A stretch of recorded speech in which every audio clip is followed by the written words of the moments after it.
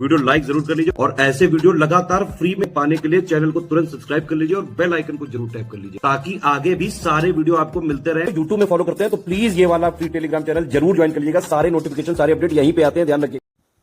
नमस्कार दोस्तों, तो ज्योग्राफी के 11 लेक्चर में करा चुका हूँ। 12वां लेक्चर है, ये बहुत इंपॉर्टेंट होने वाला है। बहुत सारी नई चीज़ें जानने को मिलेंगी। मोस्ट इम्पॉर्टेंट एग्जाम में ये क्वेश्चंस बहुत बार आए हैं। ठीक है, चलिए शुरू करते हैं। अगर आपने और लेक्चर नहीं देखे हैं तो प्लेलिस्ट में लिंक प्लेलिस्ट में जाओगे, वहाँ ज्योग्राफी मिल जाएगा। ठीक है, उसको देख डालो, बहुत अच्छे से कवर है उसमें, काफ़ी अच्छे से क्वेश्चन। चलिए 332 कह रहा है, भारत में जो माला नहर तंत्र है को प्रस्तावित किया था। जो माला नहर तंत्र है, इसको किसने प्रस्तावित किया था दोस्तों? तो दिनेश जे दस्तूर ने, इनका नाम जरूर याद रखिएगा, इन्होंने ही माला नहर तंत्र को प्रस्तावित किया था। ठीक है, 333 मोस्ट इंपॉर्टेंट क्वेश्चन है। इंदिरा गांधी नहर, जो इंदिरा गांधी कैनाल के बारे में सुना होगा आपने, ये कहाँ से निकलती है दोस्तों? इसका उद्गम स्थल क्या है? तो हरिके बैराज। क्या हो जाएगा? हरिके बैराज। ठीक है, बहुत इंपॉर्टेंट है ये। 334 राजस्थान, जो इंदिरा नहर कहाँ से निकलती है? तो राजस्थान में जो इंदिरा नहर है वो सतलज से निकलती है। कहाँ से निकलती है? सतलज से निकलती है। ठीक है, और ऐसे ही अगर कंबाइन पूछ ले, कंबाइन का मतलब मैंने ये बोला कि 335 क्वेश्चन देखो। पहले कह रहा है इंदिरा जो गांधी नहर है, इंदिरा गांधी नहर या इंदिरा गांधी कैनाल, ये कहाँ से जल प्राप्त करती है? तो देखो, ये व्यास नदी से भी मिलती है, व्यास नदी से जल लेती है, रावी से भी लेती है और सतलज से लेती है। ठीक, तो अगर ऐसे कंबाइन में ऑप्शन दिए हो तो ये हो गए, अगल अलग में ही दिए हो तो सतलज हो जाएगा, रावी या व्यास। ठीक है, तो समझ सकते हो आप, 3 नदियां याद रखनी है आपको। ठीक है, सतलज, रावी, व्यास। ठीक है, चलिए। शारदा सहायक समादेश विकास परियोजना के मुख्य उद्देश्य निम्नलिखित में से क्या है? ठीक है, लक्ष्यों के नीचे दिए गए कूट से सही उत्तर बताइए। तो शारदा सहायक समादेश विकास परियोजना दोस्तों, ये ज्योग्राफी की करंट अफेयर से रिलेटेड क्वेश्चन था। कृषि उत्पादन को बढ़ाना, बहुफसली खेती द्वारा भूमि उपयोग के प्रारूप को बदलना, भू प्रबंधन का सुधार, ये सारे ही सही थे इसके। ठीक है, तो पुराना क्वेश्चन है, काफ़ी अवॉइड कर सकते हो। चलिए, जो इंपॉर्टेंट है वो मैं अलग से बताऊंगा। निचली गंगा, ठीक है, लोअर गंगा की बात कर रहा है, का उद्गम स्थान गंगा पर है। कहाँ पर है भैया, ये बताइए। निचली गंगा का जो उद्गम स्थान है वो कहाँ पर है? तो दोस्तों, ओरिजिन जो होता है लोअर गंगा का वो नरोरा में होता है। ठीक है, कहाँ पे होता है? नरोरा में। ठीक है, चलिए 338 देखते हैं। 338 में कह रहा है हरियाली योजना संबंधित है किससे दोस्तों? हरियाली योजना संबंधित है तो हरियाली योजना जो सरकार की 2020-21 के आसपास आई थी, ये जल प्रबंधन से संबंधित थी। ठीक है, किससे थी? वाटर हार्वेस्टिंग सिस्टम के ऊपर थी ये, कैनाल वगैरह से जो पानी होता है उसको कलेक्ट करना छतों से, फिर उसको कंजर्व करना। ठीक है, चलिए 339 देखते हैं। सरदार सरोवर परियोजना से लाभान्वित होने वाले राज्य, बहुत ज़्यादा इंपॉर्टेंट क्वेश्चन है ये। ठीक है, तो दोस्तों गुजरात, महाराष्ट्र, मध्य प्रदेश और राजस्थान। ठीक है, गुजरात, महाराष्ट्र, मध्य प्रदेश, राजस्थान। अब सरदार सरोवर डैम तो आपको पता ही होगा, नर्मदा नदी पे जो बना है। ठीक है, तो याद रखिएगा। अब अगर इसमें भी पूछ ले सबसे ज़्यादा लाभ किसको मिलता है, तो गुजरात को मिलता है। ठीक है, सबसे ज़्यादा। और कंबाइन में पूछे तो 4 राज्य हैं, गुजरात, महाराष्ट्र, मध्य प्रदेश, राजस्थान। ठीक है, चले 341 देख लेते हैं। 341 कह रहा है भाखड़ा नागल एक संयुक्त परियोजना है कितने राज्यों की? तो दोस्तों पता होगा आपको, हरियाणा, पंजाब, राजस्थान, इनकी भाखड़ा नागल एक संयुक्त परियोजना है। ठीक है, 2 डैम है, एक भाखड़ा और दूसरा नागल। ठीक है, इसको याद रखना। निम्नांकित में से कौन भारत का सबसे पुराना पन बिजली उत्पादन केंद्र है? ठीक है, सबसे पुराना पानी बिजली उत्पादन केंद्र, पानी द्वारा बिजली उत्पादन केंद्र होना चाहिए, है ना। वाटर डैम आपने सुना होगा ना, जो हाइड्रो इलेक्ट्रिक डैम होते हैं पानी से, तो वो सिवास मुद्रम दोस्तों सबसे पुराना, ठीक है, वाटर डैम है जो बिजली उत्पन्न करता है। ठीक है, चलिए अब 343 वही सिवास मुद्रम वापस आ गया। कह रहा है कि भैया ये बताइए सिवास मुद्रम जो है ये कहाँ पर है? सिवास मुद्रम जो जल विद्युत परियोजना है ये कौन से राज्य में है? तो दोस्तों ये हो जाएगी आपकी कर्नाटक में। ठीक है, कहाँ पे? कर्नाटक में। ठीक है, और अगर दोस्तों ये पूछ ले आपसे कि सिवास मुद्रम जल विद्युत परियोजना ये कौन से सन में आई, अगर तब क्या करोगे? ठीक है, तो इसको भी याद कर लो, शायद एग्जाम में आ जाए अगर। तो 1905 में आई थी भैया, ये पूरे एशिया की पहली पन बिजली परियोजना थी, वाटर इलेक्ट्रिसिटी प्रोजेक्ट था ये। ठीक है, तो याद रखिएगा इसको। 334 देखते हैं, नागार्जुन सागर परियोजना किस नदी पर है? Again most important question, Nagarjuna Sagar परियोजना पता होगा तो कृष्णा पे है ये, ठीक है, कृष्णा नदी पे है नागार्जुन सागर परियोजना, ठीक है। चलिए, भारत के किस राज्य में है? देखिए अगली बार ये पूछ लिया भारत के किस राज्य में है, तो दोस्तों आसान है, आपको पता होगा आंध्र प्रदेश में है, ठीक है। नागार्जुन सागर परियोजना कृष्णा नदी पे आंध्र प्रदेश, ठीक है। चलिए, अब अपनी एनर्जी को दोस्तों फुल ऑन रखिए, पेपर में बहुत कम समय बचा है। यूपी पीसीएस का भी आ गया है, देखिए नोटिफिकेशन, मार्च में पेपर होना निश्चित ही है, समझिए 90% प्लस चांस है, 99 ही ले लो कि मार्च में ही पेपर होगा। तो अब आप समझ सकते हो, आप जीवन के आपके पास जैन फेब मार्च 3 महीने बचे हैं, तो सिर्फ और सिर्फ पढ़ाई पे फोकस करिए, आराम से मस्त आराम से घर पे रहिए, बंद करिए दरवाज़ा, हर चीज़ आपको online study for civil services में मिल जाएगी, बढ़िया से content, history, geography, polity, current, UP special, सिर्फ इतने ही मतलब सेलेक्टेड कंटेंट को पढ़ के आप एग्ज़ाम आराम से क्लियर कर सकते हैं। बहुत लोगों ने करे, समझ लीजिए, अभी मुझे 3-4 महीने हुए हैं एससीए से जुड़े, इतने ही टाइम में इतने लोग आ चुके हैं इंटरव्यू देने जो ओरिजिनली इसी से पढ़ते थे, कोई वो पेड वाला झामा उनसे नहीं, हमारा जो नहीं चलता है दिल्लियों में कि भैया टॉपर आया तुरंत खरीद लो, ये सब नहीं। एससीएस से बहुत लोग लाभ उठा रहे हैं क्योंकि कंटेंट अच्छा है एससीएस का, ठीक है। चलिए खैर, हम लोग देखते हैं अब क्वेश्चन नंबर 346। 346 कह रहा है, निम्नलिखित में से कौन चंबल घाटी परियोजना से संबंधित नहीं है, ठीक है। चंबल घाटी परियोजना से संबंधित कौन नहीं है ये बताना है दोस्तों। तो दोस्तों देखिए, गोविंद सागर और गोविंद वल्लभ पंत सागर ये चंबल घाटी परियोजना से संबंधित नहीं है। गांधी सागर, जवाहर सागर ये चंबल घाटी परियोजना के तहत जो डैम बने थे ये उनका हिस्सा है, ठीक है। तो इसको याद रखना, जो गोविंद सागर और गोविंद पंत सागर, मतलब ऑप्शन सी, ठीक है। बहुत महत्वपूर्ण है ये इंडियन ज्योग्राफी का क्वेश्चन। अब दोस्तों टेहरी बांध तो आप सभी ने सुना होगा, उत्तराखंड में जो है, ये कहाँ पर है? बहुत ही फेमस भैया, बहुत ही हाइट वाला बांध है, कहते हैं भारत का सबसे ऊंचा बांध है। तो ये दोस्तों भागीरथी नदी पे है, ठीक है। टेहरी बांध उत्तराखंड, भागीरथी नदी, ठीक है। चले 348 देख लेते हैं हम। 348, दामोदर घाटी कॉरपोरेशन के विकास के पूर्व दामोदर नदी पश्चिम बंगाल में शोक नदी मानी जाती है, क्या ये बात सही है दोस्तों? तो बिल्कुल, ये तो आपको पता ही होगा, दामोदर को क्या बोलते हैं? शोक, मतलब शौरो बंगाल भी बोलते हैं, ठीक है। अब क्या ये कारण है कि दामोदर अपने ऊपरी भाग में तीव्रता से बहती है तथा निचले भाग में इसका बहाव बहुत धीमा हो जाता है? तो बिल्कुल इसी कारण से ये वेस्ट बंगाल में बहुत ज़्यादा फ्लड लाती है दोस्तों, ठीक है। तो इसका ऑप्शन ए हो जाएगा। चलिए 349 देख लेते हैं, मैचिंग करने को बोल रहा है दोस्तों डैम्स की। चलो, अभी आपने भाखड़ा बताया कि भाखड़ा कहाँ पर है, अभी आपने बताया भाखड़ा आपका पड़ेगा दोस्तों सतलज नदी पे, पहली बात, ठीक।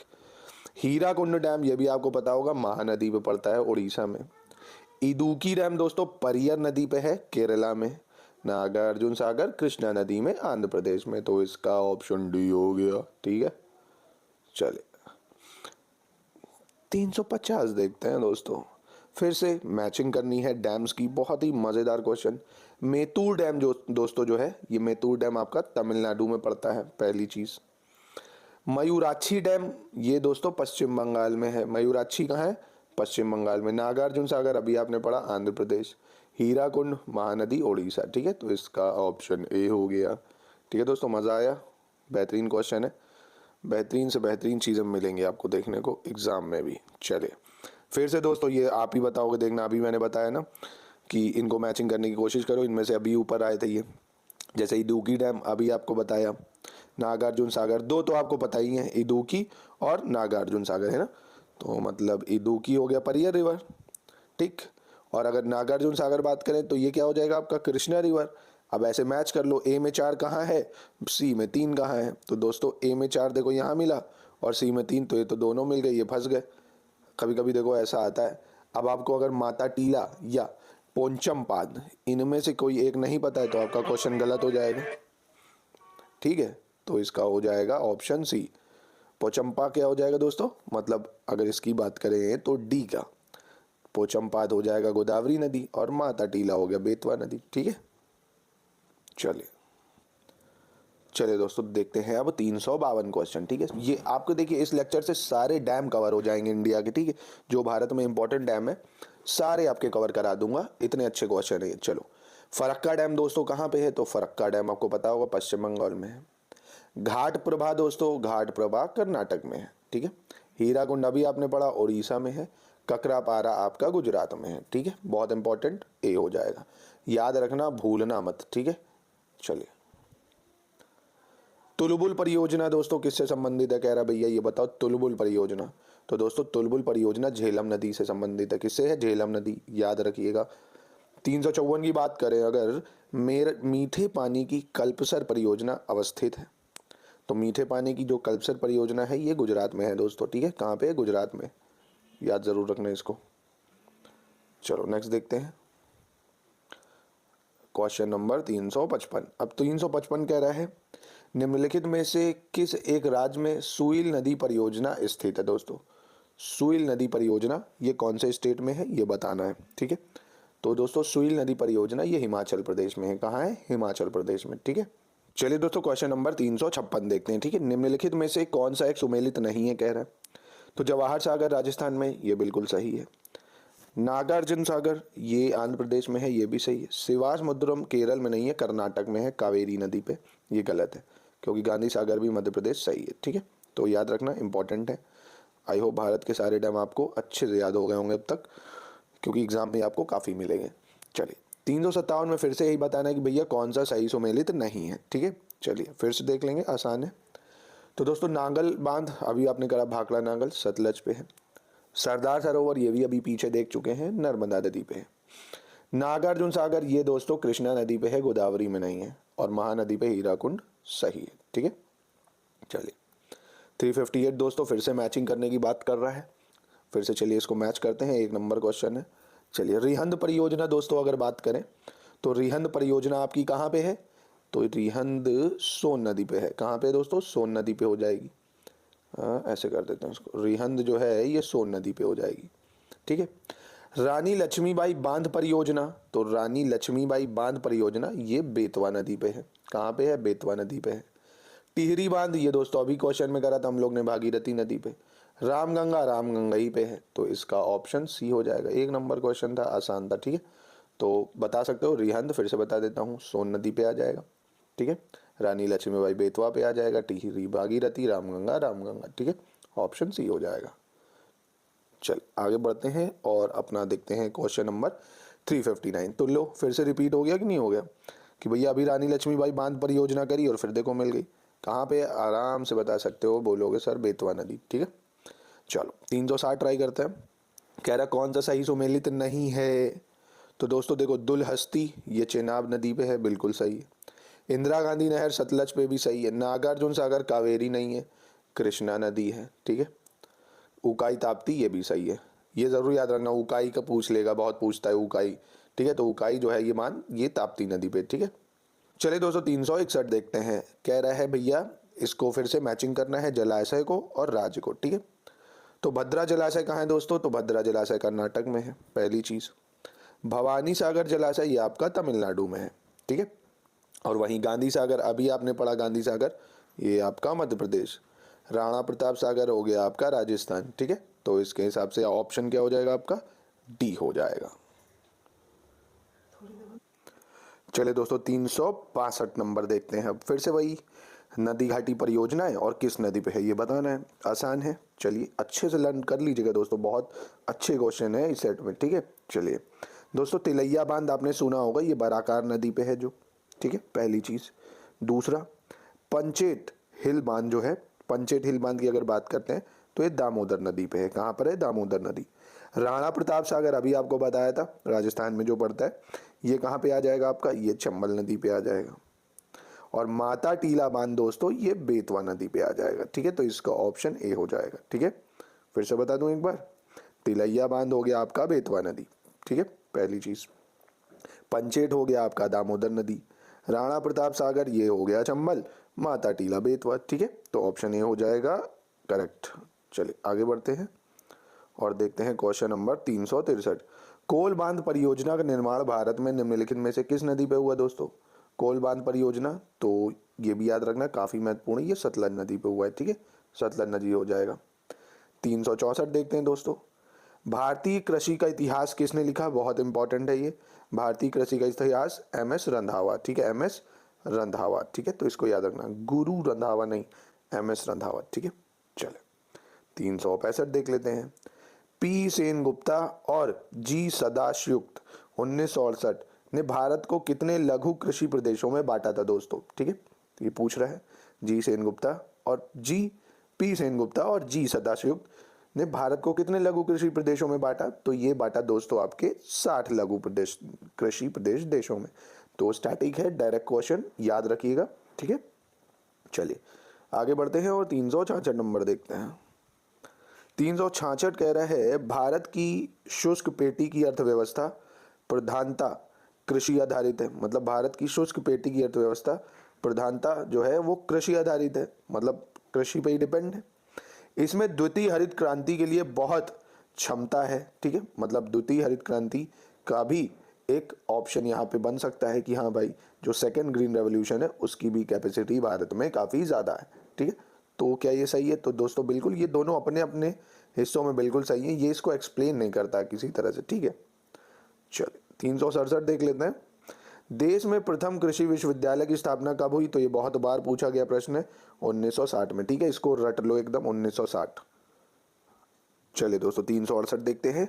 पारंपरिक खेती के आधुनिक वैज्ञानिक खेती में रूपांतर में हरित क्रांति की तकनीक की महत्वपूर्ण भूमिका रही है। मतलब जो आज आप खेती कर रहे हो, जो टेक्नोलॉजी देख रहे हो, उसमें ग्रीन रेवोल्यूशन का काफ़ी बड़ा रोल रहा है। क्या ये बात सही है? कह रहे हैं। दूसरा कारण कह रहा है इसमें सामाजिक एवं पर्यावरण लागत सम्मिलित नहीं होती है, ठीक।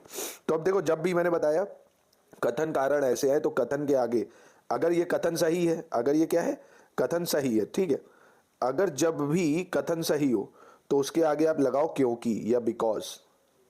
आप इसको मिला के देखो, इस कारण से, बिकॉज इसमें सामाजिक एवं पर्यावरणीय लागत सम्मिलित नहीं है, तो नहीं, ये इसको एक्सप्लेन नहीं कर रहा है। पर बाकी ये तो सही है कि जो आज पारंपरिक खेती हो रही है आधुनिक तरीके से, ये सामाजिक और पर्यावरणीय लागत इसमें कहाँ हम जोड़ते हैं कि भाई इन्वायरमेंट को भी तो लॉस होता है ना।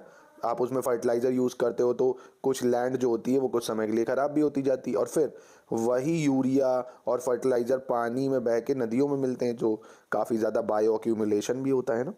तो वो तो इसमें है नहीं, तो खैर इसका ऑप्शन क्या हो जाएगा आपका? सही बी हो जाएगा, ठीक है। चलिए 369 निम्नलिखित में से कौन सा भारतीय कृषि की निम्न उत्पादकता का कारण नहीं है, ये बताना है, ठीक है, कि लो प्रोडक्टिविटी का ये रीज़न नहीं है। तो दोस्तों देखो, जनसंख्या का दबाव, ये तो है ही है। प्रच्छन्न बेरोजगारी, ठीक है, प्रच्छन्न बेरोजगारी समझते हो कि भैया कि आज पैसा है कल नहीं है ना, फिर कोई काम है फिर नहीं है। सहकारी कृषि, भूजोत का छोटा आकार, तो दोस्तों ये नहीं है सहकारी कृषि। मतलब कोऑपरेटिव, आपने एग्रीकल्चर फार्मिंग देखी होगी। मतलब मान लो आपका एक खेत यहाँ पे है, मेरा एक खेत यहाँ पे है, ठीक है। अब मेरा एक खेत यहाँ पे पड़ रहा है और आपका एक खेत यहाँ पे पड़ रहा है। मतलब हम लोगों के दूर दूर, अब मुझे एक जगह यहाँ खेती करनी है, एक जगह यहाँ करनी, तो मैं कह दूँ यार ये अपना तो मुझे ये दे दो, तुम मेरा ये ले लो, तो तुम इस जगह कर लो, मैं इस जगह कर ले, तो नाम वो मेरा ही रहेगा, ठीक है। तो कोऑपरेटिव फार्मिंग होती है एक तरह से, ठीक है, अच्छी होती है। जिसके पास दूर दूर खेत है उनके लिए अच्छा है। 370 देखते हैं दोस्तों। कह रहा है भारत में कृषि को समझा जाता है क्या? जीविकोपार्जन का साधन, व्यवसाय, व्यापार या उद्योग, ठीक है। ये थोड़ा सा अच्छा क्वेश्चन है, सोशियोलॉजी की थिंकिंग से रिलेटेड कह सकते हो। तो ऑब्वियसली जीविकोपार्जन का साधन ही तो कहते हैं खेती में। कहाँ आप किसी किसान को देखोगे BMW मर्सिडीज है ना, किसान आज भी वैसा ही ज़मीन से जुड़ा हुआ है, ठीक है। वो सिर्फ क्योंकि यार हमारा कृषि जो है ना मानसून पे बहुत डिपेंड है, और सरकार इतना ज़्यादा इंश्योर्ड नहीं करती उनको। जानवर कितना नुकसान कर देते हैं खेती में। चलो खैर, निम्नलिखित हरी खाद वाली फसलों में से किसमें नाइट्रोजन की मात्रा सर्वाधिक पाई जाती है दोस्तों? तो ढैंचा, सनई, लोबिया या गवार। तो इसमें से सबसे ज़्यादा नाइट्रोजन दोस्तों लोबिया में पाई जाती है, ठीक है। तो ये तो कृषि लग रहा हम लोग कर रहे हैं, पर आ जाते हैं कभी कभी ऐसे क्वेश्चन, तो याद रखिएगा। चलिए 372, नई सुधारी गई ऊसर में हरी खाद के लिए उपयुक्त फसल कौन सी होगी दोस्तों? नई सुधारी गई ऊसर में हरी खाद के लिए उपयुक्त फसल होगी दोस्तों ढैंचा, ढैंचा, ढैंचा, ठीक है। क्या क्या नाम है? ढैंचा हो जाएगी, ठीक है। चलिए 373 देख लेते हैं। संतुलित उर्वरक प्रयोग किए जाते हैं, मतलब फर्टिलाइजर की यहाँ बात हो रही है, जो खेती में यूज़ होते होंगे, देखा होगा आपने। किस लिए यूज़ करते हैं? उत्पादन बढ़ाने के लिए, जी हाँ। खाद की गुणवत्ता उन्नत करने हेतु, जी हाँ। भूमि की उत्पादकता बढ़ाने हेतु, जी हाँ। तो ये सारे ही सही हो जाएंगे दोस्तों, ठीक है। संतुलित अगर आप मात्रा में फर्टिलाइजर यूज़ करें तो अच्छा होता है। चलो 374 देखते हैं दोस्तों।